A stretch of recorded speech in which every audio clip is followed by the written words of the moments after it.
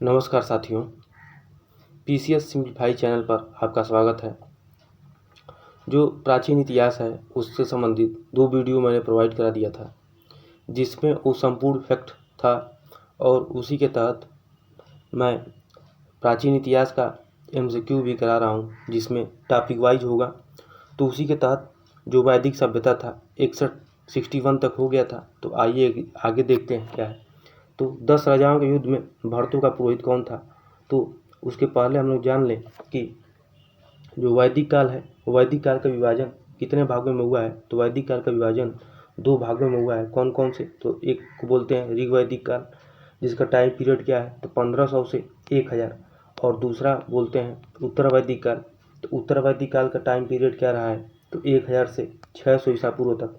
और बता दें कि हम लोग आगे भी डिस्कशन इसमें कर चुके हैं कि इंद्र जो है, इंद्र को क्या बोला जाता था, इंद्र क्या होते थे।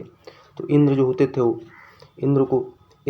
थे वो युद्ध का नेता और वर्षा का देवता होते थे। इंद्र को क्या माना जाता था तो ये युद्ध का नेता और वर्षा का देवता होते थे। अग्नि को क्या माना जाता था तो देवता और मनुष्य के बीच मध्यस्थ होते थे। वरुण को क्या माना जाता था तो वरुण क्या थे तो पृथ्वी और सूर्य के निर्माता, समुद्र का देवता और विश्व के नियामक थे। और सत्य के प्रतीक माने जाते थे कौन तो वरुण। और ऋतु परिवर्तन दिन करता थे कौन तो वरुण थे। दौ क्या थे तो आकाश के देवता थे। और सोम क्या थे तो वनस्पति देवता थे। उषा क्या थे तो उषा प्रगति और उत्थान के देवता थे। अश्वनी क्या थे तो विपत्तियों को हरने वाले देवता थे। पूषण क्या थे तो पशुओं के देवता थे। पूषण को क्या बोला जाता था तो पशुओं के देवता थे। ठीक है। मरुत क्या होते थे तो आंधी तूफान के देवता मरुत को बोला जाता था। ठीक है। मरुत क्या होते थे तो आंधी तूफान के देवता होते थे। पूषण क्या थे तो पशुओं के देवता थे। विष्णु क्या थे तो विश्व के संरक्षक एवं पालनकर्ता थे। अब आगे देखते हैं। कह रहा है कि 10 राजाओं के युद्ध में भारत का पुरोहित कौन था, भरतों का पुरोहित कौन था। तो कौन थे तो वशिष्ठ थे। कौन थे तो वशिष्ठ थे। आगे देख लेते हैं क्या है।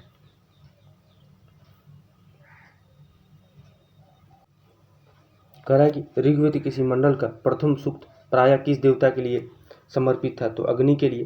तो अग्नि के लिए देखा जाए तो कितने सूक्त थे तो अग्नि के लिए ऋग्वेद में किसी मंडल का प्रथम सूक्त प्रायः किस देवता के लिए था तो अग्नि के लिए। तो अग्नि के लिए था। तो बता दें कि अग्नि के लिए कितना था तो ऋग्वेद में इंद्र के लिए देखा जाए तो 250 सूक्त था। इंद्र के लिए कितना था 250 सूक्त था। तो अग्नि के लिए कितने ऋचाओं का संकलन किया गया है तो 200 ऋचाओं की रचना की गई है। अग्नि के लिए 200 और इंद्र के लिए कितना तो 250। तो प्रथम सूक्त पाया किस देवता के लिए तो अग्नि के लिए। आगे देखते हैं क्या है इसमें। ऋग्वेद के सभी मंडलों के प्रारंभिक सूक्त प्रायः अग्नि देवता को समर्पित किए गए हैं, क्योंकि अग्निदेव को मनुष्यों और देवताओं के मध्यस्थ की भूमिका के लिए स्वीकार किया जाता है। तो किसके लिए तो अग्नि के लिए। अग्नि देवता को किसके लिए तो अग्नि देवता को मनुष्य और देवताओं के मध्यस्थ की भूमिका के रूप में स्वीकार किया जाता था। इसलिए प्रत्येक मंडल की शुरुआत किससे होता था तो अग्निदेव की स्तुति से होता है, जिससे मनुष्यों द्वारा की जाने वाली प्रार्थनाएं देवताओं तक पहुँच जाए। ऋग्वैदिक धर्म मुख्यतः बहुदेववादी था। तो कैसा था ऋग्वैदिक धर्म तो बहुदेववादी था। इसमें इंद्र, मित्र, वरुण, अग्नि आदि की पूजा होती थी। सौत्रामणि यज्ञ में मुख्यतः पशु और सूरा की आहुति दी जाती थी। किसमें तो सौत्रामणि यज्ञ होता था। उसमें क्या होता था तो पशु और सूरा की आहुति दी जाती थी। आगे देखते हैं क्या है। जो ऋग्वैदिक धर्म था वो किससे संबंधित था तो ऑप्शन है बहुदेववादी, फिर बी है एकेश्वरवादी और अद्वैतवादी और निर्वितवादी। तो अभी हम लोग ऊपर यहाँ देखे हैं तो ऋग्वेद धर्म किससे था संबंधित बहुदेववादी से था। किससे था तो बहुदेववादी से था। आगे देखते हैं क्या है। सूरा की आहुति का संबंध है किससे है। सूरा की आहुति का संबंध है अश्वमेध से, राजसूय से, वाजपेय से, सौत्रामणि से। तो किससे था तो अभी हम लोग ऊपर देखे थे। तो सूरा का आहुति का संबंध किससे है तो जो सौत्रामणि था उससे संबंधित है। आगे देखते हैं क्या है। यज्ञ कर्मकांड का निरीक्षण निम्नलिखित में से किस पुरोहित का कार्य था तो किसका कार्य था तो ऑप्शन है अधर्व, ब्रह्मा, होता, उद्गाता। तो 66 नंबर का क्या हो जाएगा तो 66 नंबर का ऑप्शन हो जाएगा ब्रह्मा। किससे संबंधित था तो यज्ञ कर्मकांड का निरीक्षण निम्नलिखित में से किस पुरोहित का कार्य था तो ब्रह्मा का। होत्रा एक चीज आता है तो होत्रा या उद्गाता किससे बोला जाता था तो होत्रा और उद्गाता देखा जाए तो कौन कौन से वेद हैं देखा जाए तो ऋग्वेद हो गया, फिर उसके बाद से ऋग्वेद है, यजुर्वेद है, सामवेद है, अथर्ववेद है। तो ऋग्वेद जो पढ़ता था उसे क्या बोलते थे? तो जो ऋग्वेद जो पढ़ता था उसे होत्रु कहा जाता था, जो होता यहाँ पे दिया हुआ है। और जो 8वें मंडल में हस्तलिखित ऋचाओं को क्या कहा जाता था? तो खील कहा जाता था। अधर्यु क्या होता था? तो अधर्यु देखा जाए तो अधर्यु किसको बोला जाता था? तो जो अधर्यु किसको बोला जाता था? तो यजुर्वेद के पाठ को जो करता था उसे क्या बोलते थे? तो अधर्यु बोलते थे। वही उद्गाता किसको बोलते थे? तो उद्गाता जो सामवेद को पढ़ता था उसे क्या बोलते थे हम लोग? तो उद्गाता बोलते थे। सामवेद में एक फैक्ट और बताना चाहेंगे, पहले यजुर्वेद में बता लेते हैं। तो यजुर्वेद में देखा जाए तो यज्ञों के नियमों और विधि विधानों का संकलन मिलता है। किस में मिलता है? तो क्या है यजुर्वेद में क्या मिलता है? तो यजुर्वेद में यज्ञों के नियमों और विधि विधानों का संकलन मिलता है। इसमें क्या होता है? यजुर्वेद में क्या होता है? एक चीज़ और, तो यजुर्वेद में बलिदान विधि का भी वर्णन मिलता है। एक ऐसा यजुर्वेद ऐसा वेद है जिसमें गद्य और पद्य दोनों में है। ठीक है, गद्य और पद्य दोनों में है। आगे देखते हैं उद्गाता की बात आई है। तो उद्गाता क्या था? तो उद्गाता देखा जाए तो जो उद्रात्री या उद्गाता किसको बोलते थे? तो जो सामवेद में थे उसको क्या बोलते थे? पाठकर्ता को उद्राती या उद्गाता बोलते थे। आगे देखते हैं क्या है। तो वैदिक संहिताओं के अंतर्गत 4 वेद का वर्णन किया गया है। कौन कौन से वेद हैं? तो ऋग्वेद, सामवेद, यजुर्वेद, अथर्ववेद। इनके ज्ञाता को क्या बोलते थे? तो पुरोहित की संज्ञा दी गई है। ऋग्वेद के पुरोहित को क्या बोला जाता था? होता या हुत्रा बोला जाता था। सामवेद ज्ञाता को पुरोहित को क्या बोला जाता था? उद्गाता बोला जाता था। यजुर्वेद के पुरोहित को अधर्यु बोला जाता था। अथर्ववेद के ज्ञाता को ब्रह्मा कहा गया है। अथर्ववेद में अनेक मायावी शक्तियों एवं उनके बचाव का वर्णन है। यज्ञ संपादन का निरीक्षण अथर्ववेद का पुरोहित ब्रह्मा ही करता था, ताकि किसी भी प्रकार की मायावी शक्तियाँ यज्ञ में व्यवधान उत्पन्न न कर सकें। आगे देखते हैं वैदिक कर्मकांड में होता का संबंध किससे था? तो अभी हम लोग ऊपर देखें तो होता का संबंध जो है किससे होता था? तो ऋग्वेद से होता था। होत्रा का संबंध किससे होता था? तो ऋग्वेद से होता था। आगे देखते हैं क्या है। अधर्व का अर्थ था क्या था? तो धार्मिक मामलों में राजा का सलाहकार, यज्ञ करने वाला पुरोहित, यज्ञ के अवसर पर ऋचा पाठ करने वाला पुरोहित और राजा का शिक्षक। तो क्या होता था? तो जो अधर्व होता था ये यज्ञ करने वाले पुरोहित होते थे। क्या होते थे अधर्व? तो ये जो यज्ञ करने वाले पुरोहित थे उसे क्या बोलते थे हम लोग? तो अधर्व बोला जाता था। आगे देखते हैं क्या है। कह रहा है कि निम्न में से किस नदी को ऋग्वेद में माते तमा, देवी तमा और नदी तमा संबोधित किया गया है? तो किसको बोला जाता था? सरस्वती को बोला जाता था। क्या बोला जाता था? माते तमा, देवी तमा और नदी तमा बोला जाता था। देखते हैं इसमें क्या है। तो आर्यों का आरंभिक विस्तार हिमालय क्षेत्र के उत्तरी भाग में हुआ था। कहाँ पर हुआ था? तो आर्यों का आरंभिक विस्तार कहाँ पर हुआ था? तो हिमालय क्षेत्र के उत्तरी भाग में हुआ था, जिसे ब्रह्मावर्त कहा जाता था। ऋग्वैदिक काल की सर्वाधिक क्या बोलते हैं? सर्वाधिक पवित्र नदी क्या थी? तो सरस्वती थी। ऋग्वेद में सरस्वती नदी को नदी तमा, देवी तमा, माते तमा आदि नामों से संबोधित किया गया है। जबकि ऋग्वैदिक काल की सर्वाधिक महत्वपूर्ण नदी कौन सी थी? तो सिंधु थी, जिसका वर्णन कितने बार हुआ है? तो सर्वाधिक बार हुआ है। ऋग्वेद में नदियों की संख्या कितनी बताई गई है? तो 25 बताई गई है। तो एक बार आइए ये देख लेते हैं क्या बोलते हैं। जो ऋग्वैदिक कालीन नदियाँ थी उसके बारे में जान लेते हैं क्या है। तो प्राचीन नाम एक तरफ और एक तरफ क्या है? तो आधुनिक नाम क्या है? तो कुरहू को क्या बोलते थे? तो कुर्रम बोलते थे। कुबा को क्या बोलते थे? तो काबुल बोलते थे। वितस्ता को क्या बोलते थे? तो झेलम बोलते थे। और आस्कनी को क्या बोलते थे? चिनाब बोलते थे। परुष्णी को क्या बोलते थे? तो रावी बोलते थे। शतुर्दी को क्या बोलते थे? तो सतलज बोलते थे। विपाशा को क्या बोलते थे? तो व्यास बोलते थे। सदनीरा का क्या नाम था? आधुनिक नाम तो गंडक है। दृष्टि का क्या है? आधुनिक नाम तो घग्गर है। और गोमती क्या है? प्राचीन नाम है। इसका आधुनिक नाम क्या था? तो गोमल था। सुवस्तु को क्या था? तो स्वाद था। अब आगे देखते हैं क्या है। आरंभिक वैदिक साहित्य में सर्वाधिक बड़ी नदी कौन सी है? तो अभी हम लोग ऊपर देखे ही हैं। तो कौन सी नदी थी? ऑप्शन है सिंधु है, दूसरा है शतुर्दी है जिसे सतलज बोला जाता था, तीसरा है सी है सरस्वती और डी है कौन सा? तो गंगा। तो बता दें कि सर्वाधिक बड़ी नदी कौन सी है?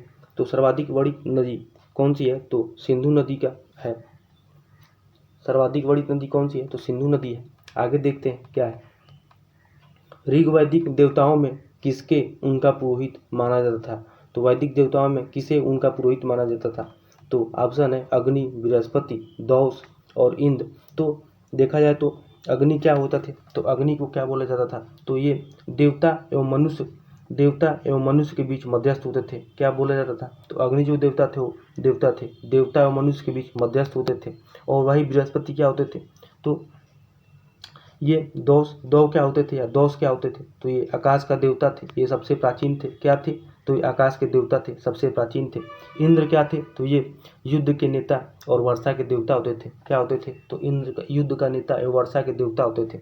तो आगे देखते हैं क्या है इसमें। तो वैदिक देवताओं में किसका उनका पुरोहित माना जाता था, तो किससे उनका पुरोहित माना जाता था, तो बृहस्पति को माना जाता था। देखते हैं आगे क्या है। वैदिक देवताओं में बृहस्पति को पुरोहित माना जाता था। इंद्र को आंधी, तूफान, बिजली और वर्षा, युद्धों में विजय दिलाने वाले पराक्रमी देव माना गया है। और दौस देवता क्या थे, तो आकाश से संबंधित थे। वरुण को नैतिक व्यवस्था, ऋतु के निरीक्षणकर्ता के रूप में जाना जाता था। सर्वाधिक ऋग्वैदिक सूक्त किससे संबंधित है, तो 250। किसको समर्पित है, तो इंद्र को समर्पित है। वही अग्नियों की तरह है, तो 200 समर्पित है। वही इस काल में पूषण भी क्या होते थे, तो महत्वपूर्ण देवता थे, जिनका रथ बकरे खींचते थे। तो पूषण क्या होते थे, तो ये पशुओं के देवता होते थे। पूषण क्या होते थे, तो ये पशुओं के देवता होते थे। आगे देखते हैं क्या है। नैतिक व्यवस्था रीत के निरीक्षणकर्ता के रूप में किस वैदिक देवता का वर्णन हुआ है, तो नैतिक किसका हुआ है, तो इंद्र, रुद्र, वरुण और विष्णु। तो वरुण जो थे वो क्या थे, तो नैतिक व्यवस्था रीत के नियमकर्ता थे, जो निरीक्षणकर्ता के रूप में भी वैदिक देवता का वर्णन होता है। तो वरुण क्या थे, तो वरुण देखा जाए तो पृथ्वी और सूर्य के निर्माता कहते थे इनको। और ये क्या होते थे वरुण, तो समुद्र के देवता होते थे, विश्व के नियामक होते थे और शासक होते थे। इन्हें सत्य का प्रतीक भी कहा गया है। और ऋतु परिवर्तन दिन अधिकर्ता कौन हो जाएंगे, तो वरुण हो जाएंगे। वही आपका विष्णु क्या थे, तो विष्णु क्या माना जाता था, तो विश्व के संरक्षक एवं पालनकर्ता माना जाता था। वही इंद्र क्या थे, तो इंद्र को युद्ध का नेता एवं वर्षा के देवता माना जाता था। इंद्र को क्या माना जाता था, तो युद्ध का नेता एवं वर्षा का देवता माना जाता था। आगे देखते हैं क्या कह रहा है कि निम्नलिखित में से ऋग्वेद में निम्नलिखित देवताओं में किसके लिए वर्णन है कि उसका रथ बकरे खींचते थे, तो कौन खींचते थे, तो ऑप्शन है पूषण, तो सी हो जाएगा। अब सी क्या दिया हुआ है, ऑप्शन वरुण है, बी क्या है, रुद्र है, डी क्या है, तो यम है। तो बता दें कि यम जो देवता थे उनको क्या होता था, तो उनके रथ बकरे खींचते थे। कौन खींचता था, तो बकरे खींचते थे। पूषण क्या होता था, तो आप लोग बता चुके हैं, पशुओं के देवता होते थे। वरुण क्या होते थे, तो वरुण पृथ्वी और सूर्य के निर्माता होते थे। रुद्र क्या होता था, तो रुद्र देखा जाए तो रुद्र क्या होते थे, तो हम लोग अभी देखेंगे इसमें। तो वरुण क्या होता था, तो वरुण जो है पृथ्वी और सूर्य के निर्माता होते थे। देखते हैं नीचे, निम्नलिखित में किस ऋग्वेद में युद्ध देवता समझा जाता था, तो किसे समझा जाता था, तो युद्ध का नेता युद्ध देवता समझा जाता था किसको, तो इंद्र को समझा जाता था। किसको, तो इंद्र को समझा जाता था।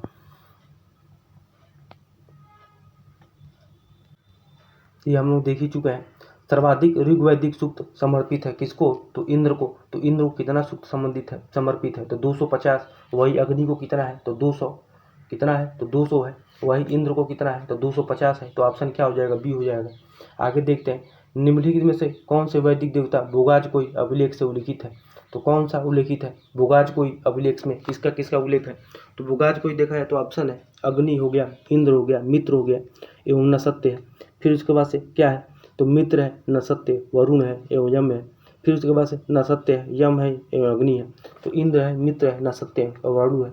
तो देखा है तो भोगाज कोई अभिलेख में किसका है, तो इंद्र, मित्र, नसत्य एवं वरुण का उल्लेख है।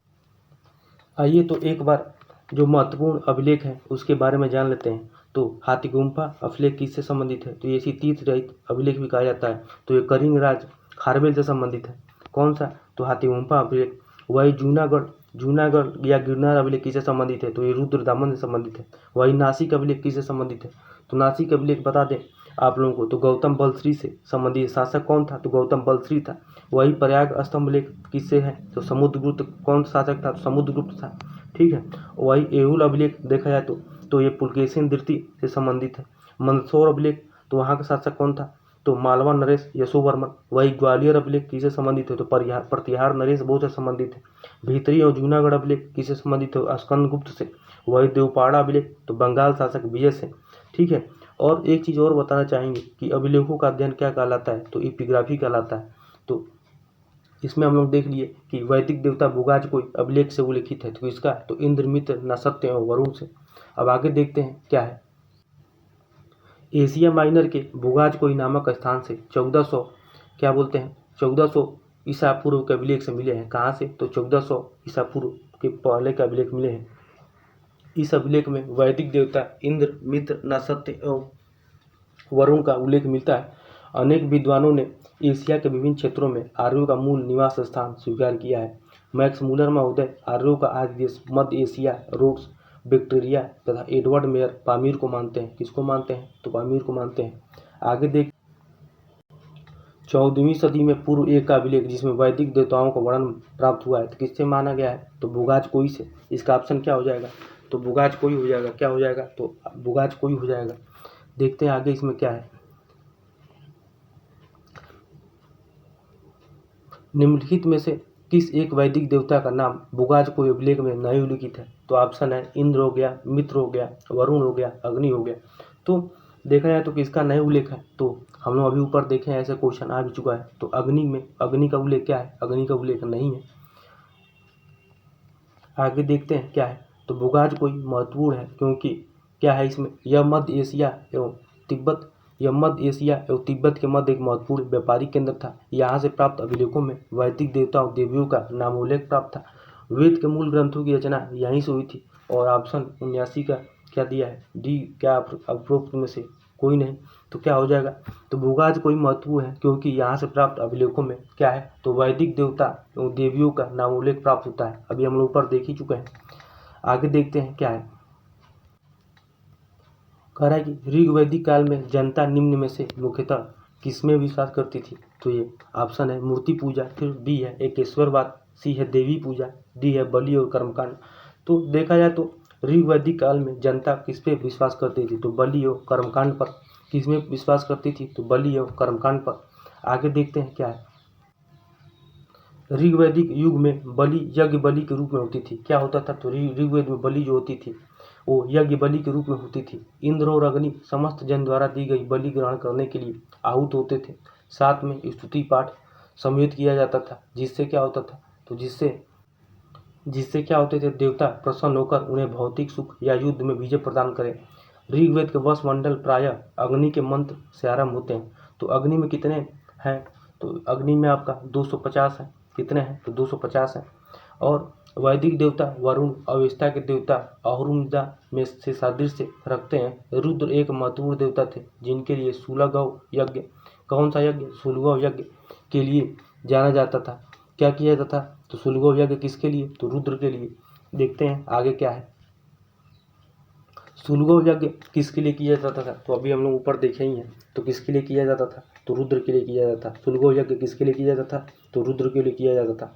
आगे देखते हैं क्या है। निम्नलिखित वैदिक देवताओं में कौन अवस्था के लिए देवता अहुरुमजदा से सादृश्य रखता था? तो अभी हम लोग ऊपर पढ़े ही हैं। किससे कौन रखता था? तो वरुण जो थे। वरुण क्या करते थे? तो वरुण जो थे निम्नलिखित वैदिक देवताओं में कौन अवस्था के देवता अहुरुमजदा से सादृश्य रखता था? तो वरुण रखता था। आगे देखते हैं क्या है।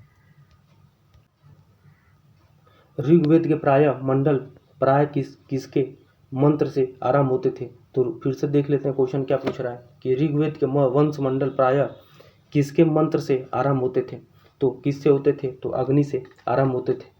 इनके सबसे ज़्यादा उल्लेख किसका है? तो अग्नि का है। किसने सूक्त इसमें है? तो 250 है। ठीक है, कितने हैं? तो 250 है। तो वही इंद्र के लिए तो 200। देख लेते हैं क्या है। उदालक आरुणि प्रसिद्ध दार्शनिक थे। तो कहाँ के थे? तो काशी के। जो सी बी है कुरु पंचाल के, सी है मध्य के, डी है विदेह के। तो कहाँ के थे? तो कुरु पंचाल के उदालक आरुणि प्रसिद्ध दार्शनिक थे। तो कहाँ के? तो कुरु पंचाल के, जिसकी राजधानी क्या थी? पंचाल की। तो अहिछत्र थी। क्या थी? तो अहिछत्र थी। आगे देखते हैं क्या है। कह रहा है कि ब्राह्मण श्वेत केतु के पिता उदालक क्या थे? तो आरुणि जो पंचाल के प्राचीन प्रसिद्ध दार्शनिक हुए, वे पंचाग्नि विद्या के प्रवर्तक क्षत्रिय पंचाल नरेश प्रवाहण जयवाली के पास ज्ञान प्राप्ति के उद्देश्य से गए। देखते हैं आगे। कह रहा है कि निम्नलिखित में से कौन सी बात ऋग्वैदिक स्त्रियों के संदर्भ में सही नहीं है? वे सभा की कार्रवाई में भाग लेती थी, वे यज्ञों की अनुष्ठान करती थी, वे युद्धों में सक्रिय भाग लेती थी, रजस्वला होने के पहले ही उनका विवाह हो जाता था। तो क्या है इसका ऑप्शन, क्या हो जाता था, क्या होगा, तो डी हो जाएगा। क्या होता था, तो रजस्वला होने के पहले उनका विवाह हो जाता था। ये गलत दिया हुआ है, बाकी क्या है, सब सही है। वे सभी सभा की कार्रवाई में भाग लेते थे, ये यज्ञों के अनुष्ठान करती थी, ये युद्धों में सक्रिय भाग लेती थी। किसमें, तो ऋग्वैदिक काल में स्त्रियों की स्थिति देखा जाए तो काफ़ी अच्छी थी। आगे देखते हैं क्या है। तो ऋग्वैदिक काल में स्त्रियों की दशा अन्य काल की अपेक्षा अच्छी थी। वे सभा और समिति में भाग लेती थी। वयस्क होने पर भी उनका विवाह होता था। सती प्रथा और प्रथा प्रथा नहीं था। किसमें, तो ऋग्वैदिक काल में। तो न्यू प्रथा का प्रचलन था तथा यज्ञों में पति के साथ भाग ले सकती थी। किसमें, तो वैदिक काल में। ऋग्वैदिक काल में क्या होती थी, तो यज्ञ में पति के साथ स्त्रियां क्या करती थी, तो भाग ले सकती थी। आगे देखते हैं क्या है। ऋग्वैदिक काल में ग्राम का मुखिया कौन होता था, तो ऋग्वैदिक काल में, वैदिक काल में ग्राम का मुखिया कौन होता था, तो वैदिक काल में देखा जाए तो गृहपति क्या होता था, ग्राम का मुखिया होता था। गृहपति क्या होता था, तो ग्राम का मुखिया होता था। सॉरी ये ग्रामीणी जो होते थे ये क्या होते थे, तो ग्राम का मुखिया होता था। कौन, तो ग्रामीणी जो होते थे वो ग्राम का मुखिया होता था। आगे देखते हैं क्या है। तो ऋग्वेद में पुरोहित, सेनानी तथा ग्रामीणी इन तीन अधिकारियों का उल्लेख मिलता है। तो किसका किसका, तो ऋग्वेद में पुरोहित, सेनानी तथा ग्रामीणी इन तीन अधिकारियों का उल्लेख मिलता है। इसमें से पुरोहित राजा के साथ युद्ध भूमि जाता था। तो क्या करता था, पुरोहित राजा के साथ युद्ध भूमि में जाता था तथा युद्ध में राजा के विजय के लिए क्या करता था। आगे देखते हैं क्या करता था, तो प्रार्थना करता था। वह एक प्रकार के राजा का शिक्षक, पथ प्रदर्शक तथा मित्र था। सेनानी सबसे प्रमुख पदाधिकारी था। सेनानी क्या होते थे, तो सबसे प्रमुख पदाधिकारी था तथा युद्ध के अवसर पर राजा के आदेशानुसार युद्ध में कार्य करता था। वही शांति काल में संभवतः सेनानी को नागरिक कार्यों को भी करना पड़ता था।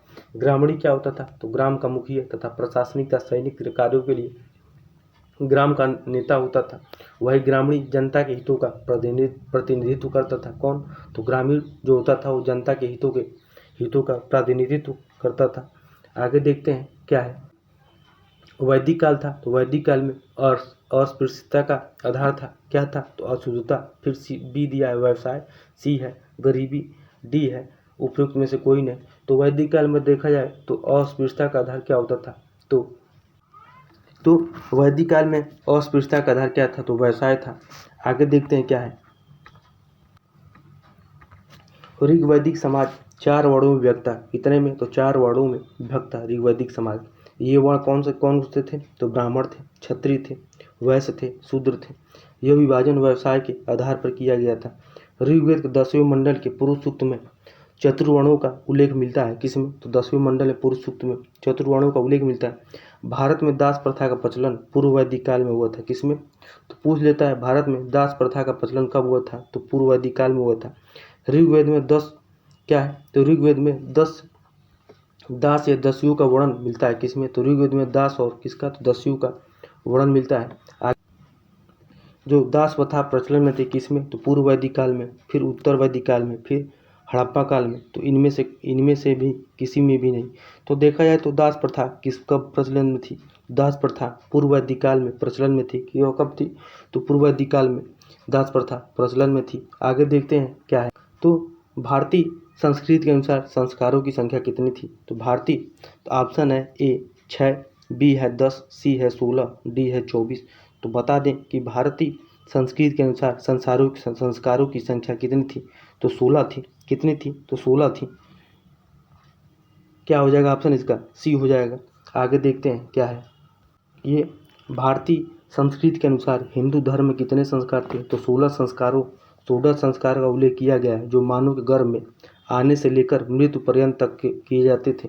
इसके अंतर्गत गर्भाधान, पुंसवन, सीमांतोन्नयन, जात कर्म और नामकरण, निष्क्रमण, अन्नप्राशन, चूड़ाकर्म, विद्यारंभ, कर्णवेद, यज्ञोपवीत, वेदारंभ, केशांत, समावर्तन, विवाह व अंत्येष्टि संस्कार शामिल है। स्मृति ग्रंथों में विवाह के 8 प्रकार का वर्णन मिलता है। कितने प्रकार का, तो स्मृति ग्रंथों में विवाह के 8 प्रकार का वर्णन मिलता है। जिसमें क्या है, तो आर्ष विवाह में कन्या के पिता द्वारा एक जोड़ी गाय। किस विवाह में, तो आर्ष विवाह में क्या होता था, तो कन्या के पिता द्वारा एक जोड़ी गाय। गोमिथुन लेने की प्रथा थी, किसमें? तो आर्ष विवाह में।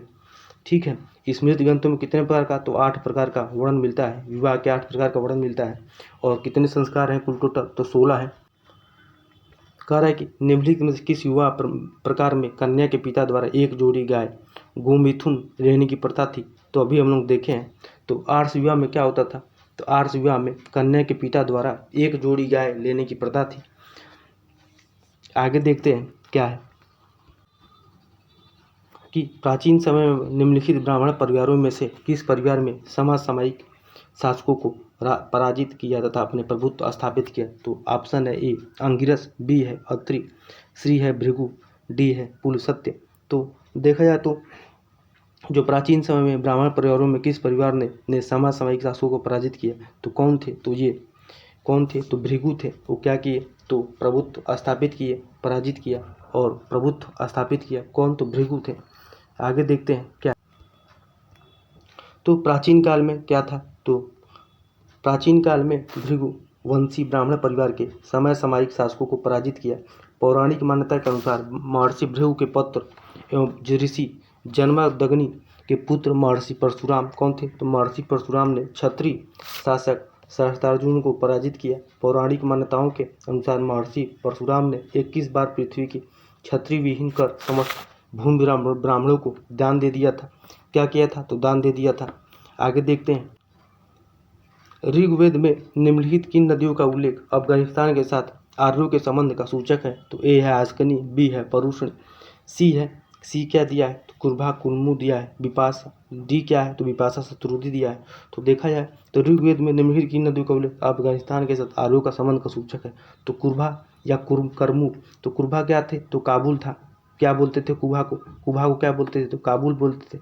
कुर्भू या कुर्रम क्या बोलते थे? कुर्भ को कुर्रम बोलते थे। परुष्णी क्या होती थी? तो परुष्णी क्या बोला जाता था? तो राबी बोला जाता था। क्या बोला जाता था? तो राबी बोला जाता था। वही शत्रुधि क्या होता थे? तो सतलज बोला जाता था।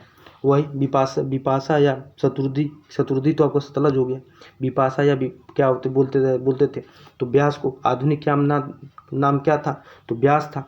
वही अस्किनी का क्या था? तो अस्किनी क्या था? तो चिनाब था। क्या था? चिनाब था। ठीक है, अब आगे देखते हैं क्या है। कह रहा है कि ऋग्वैदिक काल में कुभा और कुर्मू नदियां अफगानिस्तान में बहती थी, जो सिंधु की पश्चिमी सहायक नदियों में से एक है। कर्मू आज कुर्रम के नाम से जानी जाती है। यह सुलेमान श्रेणी से निकलकर इस खेत के दक्षिण में सिंधु नदी से मिलती है, जबकि कुभा अटक में थोड़ा ऊपर सिंधु नदी में गिरती है। अस्किनी, चिनाब, परुष्णी, रावी, विपाशा, ब्यास और शत्रुधि सतलज नदियां हैं जो पाकिस्तान एवं भारत के पंजाब प्रांत में बहती हैं। इनका अफगानिस्तान से संबंध नहीं है। सुवासु नदी की पहचान किससे की गई है? तो काबुल की सहायक नदी कुनार से की गई है। किसकी की गई है? तो काबुल नदी की सहायक नदी कुनार से की गई है। आगे देखते हैं क्या है। कह रहा है कि ऋग्वेद में निम्नलिखित किन नदियों के उल्लेख से यह संकेत मिलता है कि अफगानिस्तान पूर्व वैदिक भूगोल का एक अंग था? तो ऑप्शन है अस्किनी एवं परुष्णी, बी है विपाशा एवं शत्रुधि, सी है सिंध एवं विजस्ता, डी है कुभा एवं सुवस्तु। तो इसका ऑप्शन क्या हो जाएगा? तो कुभा एवं सुवस्तु जो थे क्या था इनका? तो अफगानिस्तान पूर्व वैदिक भूगोल का एक अंग माना जाता था। आगे देखते हैं क्या है। तो उत्तर वैदिक काल में निम्नलिखित में से किनको आर्य संस्कृति की धुरी समझा जाता था? तो ऑप्शन है ए अंग मगध, बी है कौशल विदे, सी है कुरु पंचाल, डी है मत्स्य सुरसेन। तो क्या हो जाएगा इसका ऑप्शन? तो इसका ऑप्शन हो जाएगा, फिर से एक बार देख लेते हैं। उत्तर वैदिक काल में निम्नलिखित में से किनको आर्य संस्कृति की धुरी समझा जाता था? किसको समझा जाता था? तो कुरु और पंचाल को क्या समझा जाता था? तो आर्य संस्कृति की धुरी समझा जाता था। आगे देखते हैं क्या है। भारतीय इतिहास में उस काल को जिसमें सामवेद, यजुर्वेद और अथर्ववेद ब्राह्मण ग्रंथों, आरण्यकों और उपनिषदों की रचना हुई को उत्तर वैदिक काल कहा जाता है। उत्तर वैदिक काल के अंतिम दौर में 600 ईसा पूर्व के आसपास आर्य लोग क्या थे? तो कौशल, विदेह और अंग राज्य से परिचित थे। मगध व अंग आर्य क्षेत्र के बाहर रहते थे। पुरु एवं भरत मिलकर कुरु और तुर्वस एवं कृवि मिलकर क्या कहलाते थे? तो पंचाल कह रहा है। तो बता दें फिर से कि पुरु और भरत मिलकर क्या कहलाए? तो कुरु क्या कहलाए? कुरु कहलाए। वही तुर्वस और कृवि मिलकर क्या कहलाए? तो पंचाल कहलाए। ठीक है, आगे देखते हैं। कह रहा है कि निम्नलिखित में से कौन सा एक पदाधिकारी उत्तरावधि काल में रत्नियों की सूची में सम्मिलित नहीं था। तो रत्निया में कौन कौन सम्मिलित थे। तो ऑप्शन है ग्रामणी, ए शीत क्या दिया है स्थपति, बी क्या है महिषी, डी क्या है सूत। तो देखा है तो रत्नी में कौन सम्मिलित नहीं था। तो जो स्थपति थे ये सम्मिलित नहीं थे। बाकी क्या वो बोलते हैं रत्नियों में कौन कौन सम्मिलित थे। तो ग्रामणी थे, फिर क्या थे तो महिषी थे, फिर क्या थे तो सूत थे। ये तीनों लोग क्या थे रत्नियों में शामिल थे। वही स्थपति क्या था तो शामिल नहीं था। आगे देखते हैं क्या कहते हैं रत्नियों कौन कौन से थे। तो 12 रत्नियों के नाम इस प्रकार है। कौन कौन है तो पुरोहित हो गए, फिर उसके बाद सेनानी हो गए, फिर तीसरा कौन हो गया राजन्य हो गए, चौथा कौन से हो गए महिषी हो गए, फिर पांचवा कौन हो गया तो यह राजा का सारथी भी होता था। सूत क्या होता था तो राजा का सारथी भी होता था। वही देखा जाए तो जो भागदूत होते थे, भागदूत क्या होते थे तो अधिकारी होते थे। अछवाफ क्या थे गोविकर्तन हो गए। पालागल कौन हो गए ये 12 कौन थे रत्नियाँ फिर से देख लेते। पुरोहित हो गए, फिर दूसरा सेनानी हो गए, तीसरा राजन्य हो गए, चौथा महर्षि हो गए, पांचवा सूत हो गए ये राजा का सारथी होता था, छठवां ग्रामणी हो गया, सातवां क्षत्रिय हो गया इसी से प्रतिहार से बोला जाता था। आठवां कौन थे तो संग्रहित्री थे, भागदूत थे। 10वां कौन थे अछवाप थे। 11वां कौन थे गोविकर्तन थे। 12वां कौन था तो पालागल था। आगे देखते हैं क्या है वैदिक काल में बलि शब्द का क्या अर्थ होता था। तो वैदिक काल में देखा जाए तो बलि शब्द क्या होता था तो प्रजा द्वारा शासक को दी गई भेंट होती थी। क्या होता था बलि तो प्रजा द्वारा शासक को दी गई भेंट होती थी। वैदिक काल में क्या होता था तो वैदिक काल में बलि शब्द का अर्थ प्रजा द्वारा शासक को दी गई भेंट से है। किससे संबंधित है प्रजा द्वारा शासक को दी गई भेंट से संबंधित है। आगे देखते हैं क्या है तो निम्नलिखित में किस ऋग्वेद में वर्णित दशराग युद्ध में भाग नहीं लिया था। तो ऑप्शन है तुर्वस, बी है पक्त, सी है विषा विड़ीन, डी है गंधारी। तो क्या हो जाएगा तो गंधारी जो है ये दशराग युद्ध में सम्मिलित नहीं थे। कौन कौन थे सम्मिलित तो तुर्वसु थे, फिर पक्त थे, फिर क्या थे तो विषाड़ीन थे। ये कौन कौन लोग थे तो ये दशराग युद्ध में भाग लिए थे। वही गंधारी क्या था तो भाग नहीं लिया था। आगे देखते हैं कह रहा है कि दशराग युग में सुदास के विरुद्ध भाग लेने वाले राजाओं के नाम कौन क्या है। तो ऋग्वेद के अनुसार निम्नलिखित हैं। पूर्व हो गए, यदु हो गए, तुर्वस हो गए, अनु हो गया, दुहा हो गया, अनिल हो गया, पक्त हो गया, बालानस हो गया, विषाड़ी हो गया, औसी हो गया। ये क्या थे तो दशराग युद्ध में कहाँ पर हुई थी तो परुष्णी नदी के तट पर हुई थी। ये क्वेश्चन आ चुका है कि दशराग युद्ध कहाँ पर हुआ था तो परुष्णी नदी के तट पर हुआ था। आगे देखते हैं क्या है तो ऋग्वेद में क्या है तो ऋग्वेद में उल्लिखित 10 राजाओं का संग्राम किस नदी के तट पर हुआ था। तो कहाँ पर हुआ था ऑप्शन है वितस्ता, बी है अस्कनी, सी है परुष्णी, डी है विपाशा। तो 10 राजाओं का युद्ध हुआ था वो किस नदी के तट पर हुआ था तो परुष्णी नदी के तट पर हुआ था। कहाँ पर हुआ था तो परुष्णी नदी के तट पर हुआ था। अभी हम ऊपर देखे ही हैं। अब आगे ऋग्वेद में यजुजन का अधिकतर किसके साथ युग्म बना तो किसके साथ बना तो ऑप्शन है अनु, ए है, बी है द्रुहु, सी है तुर्वस, डी है पुरु। तो किसके साथ अधिकतर युग्म बना था तो तुर्वस के साथ अधिकतर युग्म बना था। किसके साथ तो तुर्वस के साथ। यदुजन का अधिकतर किसके साथ युग्म बना तो तुर्वस के साथ। आगे देखते हैं क्या है कह रहा है कि उस जनजाति का नाम बतलाइए जो ऋग्वेद आर्यों के पंचजन से संबंधित नहीं थे। ऑप्शन है ए यदु, बी है पुरु, सी है तुर्वस और डी है कीकट। तो क्या है ऋग्वैदिक आर्यों के से पंचजन संबंधित नहीं था। तो कौन नहीं था तो कीकट नहीं था। बाकी ऋग्वैदिक आर्यों पंचजन से संबंधित कौन कौन थे तो यदु थे, पुरु थे और तुर्वस थे। वही कीकट क्या था तो नहीं है। आगे देखते हैं क्या है निम्न क्वेश्चन कह रहा है कि निम्नलिखित में से किसने आर्कटिक क्षेत्र को आर्य भाषा भाषियों के मूल स्थान होने के सिद्धांत का प्रतिपादन किया। तो कौन किया था तो ऑप्शन है मैक्स मुलर, सी है, बी है एडवर्ड मेयर, सी है बाल गंगाधर तिलक, डी है हर्जफील्ड। तो कौन थे तो आर्कटिक क्षेत्र में आर्य को भाषा भाषियों के मूल स्थान होने के सिद्धांत का प्रतिपादन किसने किया था तो बाल गंगाधर तिलक ने किए थे। कौन किया था तो बाल गंगाधर तिलक ने किए थे। आगे देखते हैं क्या है बाल गंगाधर तिलक ने ज्योतिष एवं खगोल शास्त्र के आधार पर यह मत व्यक्त किया कि आर्यों का आद्य देश उत्तरी ध्रुव था। उनका मुख्य तर्क क्या है तो ऋग्वेद में 6 मास तक चलने वाले रात और दिन तक दीर्घकाल तक रहने वाली उषा का उल्लेख है। उनके अनुसार इस तरह की संभावना आर्कटिक क्षेत्र उत्तरी ध्रुव में ही है। मैक्स मूलर ने मध्य एशिया तथा एडवर्ड मेयर ने पामीर के पठार को आर्यों का मूल निवास स्थान माना है। फिर से देख लेते हैं क्या कह रहे हैं इसमें। तो जो बाल गंगाधर तिलक ने ज्योतिष एवं खगोल शास्त्र के आधार पर यह मत व्यक्त किया है कि आर्यों का आज देश उत्तरी ध्रुव था। क्या था? तो उत्तरी ध्रुव था। उनका मुख्य तर्क है कि ऋग्वेद में 6 मास तक चलने वाले रात और दिन तक दीर्घकाल तक रहने वाली उषा का उल्लेख है। उनके अनुसार इस तरह की संभावना आर्कटिक क्षेत्र उत्तरी ध्रुव में ही है। वही मैक्स मूलर ने क्या माना है? तो मध्य एशिया को तथा एडवर्ड मेयर ने पामीर के पठार को आर्यों का मूल निवास स्थान बताया है। कौन? तो मैक्स मूलर ने। आगे देखते हैं। तो क्लासिकी संस्कृत में आर्य शब्द का अर्थ है क्या है? तो एक उत्तम व्यक्ति है। क्यों? देखते हैं। क्लासिकी संस्कृत में आर्य शब्द का अर्थ है एक उत्तम व्यक्ति। वही सिंधु संस्कृत के विनाश के पश्चात भारत में जिस नवीन सभ्यता का विकास हुआ उसे वैदिक अथवा आर्य सभ्यता के नाम से जाना जाता है। आर्यों का इतिहास हमें मुख्यतः वेदों से ज्ञात होता है, जिसमें ऋग्वेद सर्वाधिक महत्वपूर्ण है। आर्य कई जनों में विभक्त है। इनमें 5 जनों के नाम प्राय मिलते हैं। कौन कौन से? तो अनु हो गया, द्रुहय हो गया, यदु हो गया, पुरु हो गया, तुर्वस हो गया। कौन कौन हो गया? तो अनु हो गया, दुहय हो गया, यदु हो गया, पुरु हो गया, तुर्वस हो गया। इसे क्या जानते हैं? तो पंचजन्य जानते हैं। ये क्वेश्चन आ भी चुका है कि पंचजन्य में कौन कौन शामिल है। तो अनु हो गया, दुहय हो गया, यदु हो गया, पुरु हो गया, तुर्वस हो गया। इसे क्या बोलते हैं? तो पंचजन्य बोलते हैं। आगे देखते हैं क्या है। कह रहा है कि निम्नलिखित में से कौन सा एक वेदांग नहीं है। तो कौन सा एक वेदांग नहीं है? तो आप ऑप्शन है कल्प है, दूसरा है निरुक्त है, तीसरा क्या है? स्मृति है, डी इसमें क्या दिया है? तो शिक्षा दिया है। तो वेदांग कौन सा नहीं है? तो स्मृति है। वेदांग नहीं है। स्मृति क्या है? वेदांग नहीं है। कौन? तो स्मृति वेदांग नहीं। बाकी कल्प है, निरुक्त है, शिक्षा है। वेदांग कितने हैं? तो वेदांग 6 हैं। नीचे देखेंगे कौन कौन से हैं। तो वेदांग को सही ढंग से समझने के लिए वेदांगों की रचना की गई है। वेदांग की संख्या कितनी है? 6 है। कौन कौन से? शिक्षा, कल्प, व्याकरण, निरुक्त, तत्छंद, तज्ज्योतिष। कौन कौन है? तो शिक्षा हो गया आपका। शिक्षा के बाद क्या हो गया? तो कल्प हो गया, फिर व्याकरण हो गया, फिर निरुक्त हो गया, फिर छंद हो गया, फिर ज्योतिष हो गया। ये क्या है? तो वेदांग है। स्मृति वेदांग के अंतर्गत नहीं आता। जो स्मृति है वेदांग के अंतर्गत नहीं आता।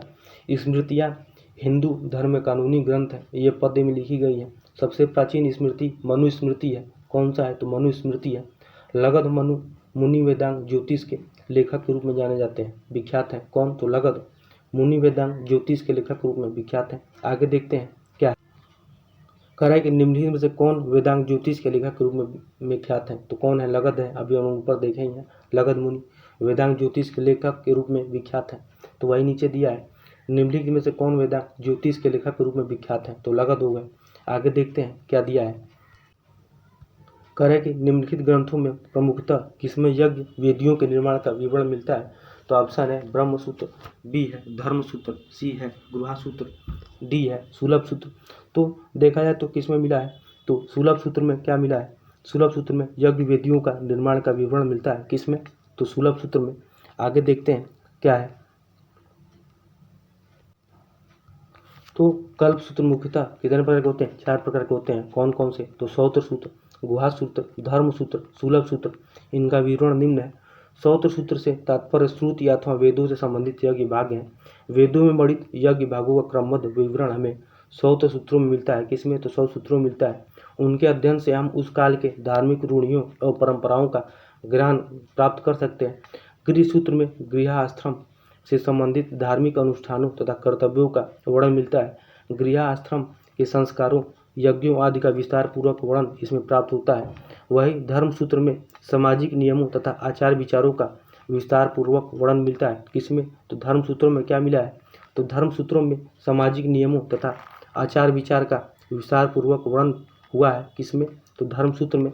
वही सुलभ सूत्र में क्या है? तो सुलभ सूत्र में सुलभ का अर्थ नापने की डोरी होती है। वही इसमें यज्ञ वेदियों को नापने, उनके स्थान चयन तथा निर्माण आदि का वर्णन है। यही आर्यों के ज्यामिति ज्ञान के परिचायक है। समांतर सूत्रों का समय इस पूर्व 600 से लेकर 300 ईसा पूर्व तक माना जाता है। किसका? तो ज्यामिति ज्ञान के परिचायक है। समांतर सूत्रों का समय कब से कब तक? तो 600 से 300 ईस्वी तक माना गया है। आगे देखते हैं क्या है। तो अवेस्ता और ऋग्वेद में समानता है। अवेस्ता किस क्षेत्र से संबंधित है? तो कहाँ से? तो ईरान से। देखते हैं। अवेस्ता और ऋग्वेद में काफ़ी समानता है। अवेस्ता ईरान क्षेत्र से संबंधित है वही, जबकि ऋग्वेद किससे संबंधित है? तो आर्यों से संबंधित है, भारतीय ग्रंथ है। ऋग्वेद की अनेक बातें अवेस्ता से मिलती है। अवेस्ता ईरानी भाषा का प्राचीनतम ग्रंथ है। कैसा ग्रंथ है? तो ईरानी भाषा का प्राचीनतम ग्रंथ है। आगे देखते हैं क्या है। कह रहा है कि मनुस्मृति में सरस्वती और दृशदती नदियों के बीच के प्रदेश को पुकारा जाता है। तो क्या दिया है? आर्यव्रत ए है। बी क्या दिया है? सप्त सिंधु। सी क्या है? ब्रह्मावर्त। डी क्या है? ब्रह्मा शीर्षदेश। तो क्या बोलते थे? तो ब्रह्मावर्त बोलते थे। सरस्वती और दृशदती नदियों के बीच के प्रदेश को क्या पुकारा जाता था? तो ब्रह्मावर्त पुकारा जाता था। आगे देखते हैं। धर्मसूत्र साहित्य से कालांतर में स्मृति साहित्य का विकास हुआ। स्मृति का निर्माण देखा जाए तो हिंदू धर्म के चरम विकास को सूचित करता है। ये प्राचीन भारतीय सभ्यता पर विस्तृत प्रकाश डालती है। स्मृतियों को धर्मशास्त्र की संज्ञा प्रदान की जाती है। भारतीय इतिहास में ईसा पूर्व 3वीं शताब्दी से लेकर मध्यकाल तक विभिन्न स्मृति ग्रंथों का प्रणयन हुआ। मनुस्मृतियाँ स्मृति में सबसे प्राचीन तथा प्रमाणित है। कौन सी? तो मनुस्मृति क्या है? सबसे प्राचीन और प्रमाणित है। इसकी रचना कब हुई थी? तो शुंग काल में ईसा पूर्व 2वीं शती के लगभग मानी जाती है। अधिकांश स्मृतियाँ इसी को परिवर्तित करके लिखी गई हैं। याज्ञवल्क्य, विष्णु, नारद, बृहस्पति में आर्य संस्कृति के विस्तार का वर्णन 4 क्षेत्रों में कौन कौन से? तो ब्रह्मसी क्षेत्र, ब्रह्मावर्त क्षेत्र, मध्य देश और आर्यवर्ता से प्राप्त हुआ है। वही सरस्वती और दृशदती नदियों के बीच प्रदेश को ब्रह्मावर्त कहा गया है। किसको? तो सरस्वती और दृशदती नदियों के बीच क्या कहा गया है? तो ब्रह्मावर्त कहा गया है। सरस्वती और दृशदती नदियों के बीच प्रदेश सबसे पवित्र समझी जाती है। कौन कौन सी? तो सरस्वती और दृशदती नदियों के बीच का प्रदेश। वही मनुस्मृति मुख्यतः समाज व्यवस्था से संबंधित ग्रंथ है। मनुस्मृति के टीकाकार कौन थे? तो भारूची, मेधातिथि और गोविंदराज थे। कौन थे? तो मनुस्मृति के टीकाकार पूछ लेता है कौन कौन थे? भारूची हो गए, मेधातिथि हो गए और गोविंदराज है। आगे देखते हैं क्या है। निम्नलिखित में से कौन मनुस्मृति के भाष्यकार नहीं है? तो ऑप्शन दिया है ए भारूची, बी हो गए मेधातिथि, सी हो गए गोविंदराज, डी हो गए असहाय। तो कौन थे? तो मनुस्मृति के भाष्यकार नहीं थे। कौन नहीं थे? तो असहाय नहीं थे। वही मनुस्मृति मुख्यतः संबंधित है। किससे संबंधित है? तो समाज व्यवस्था से, कानून से, अर्थशास्त्र से, राज्य कार्य पद्धति से। तो किससे संबंधित है? समाज व्यवस्था से। मनुस्मृति किससे संबंधित है? तो समाज व्यवस्था से। आगे देखते हैं क्या है। तो मनुस्मृति का टीकाकार पूछ लिया तो कौन है? तो कौन था? तो मेधातिथि था मनुस्मृति का टीकाकार। ये बहुत इंपॉर्टेंट प्रश्न है, ये आ भी चुका है। आगे देखते हैं क्या है। तो भारूपी भाषा परिवार जो है, भारूपी भाषा परिवार की प्राचीनतम भाषा कौन सी है? तो ऑप्शन है लैटिन, बी है ईरानी, सी है ग्रीक, डी है संस्कृत। तो क्या हो जाएगा? तो भारूपी भाषा परिवार की प्राचीनतम भाषा कौन सी थी? तो संस्कृत थी। ठीक है, तो ये वैदिक सभ्यता आज कंप्लीट होता है। अब हम आगे दूसरे चैप्टर दूसरे टॉपिक में मिलते हैं। आज के लिए इतना ही। बहुत बहुत धन्यवाद।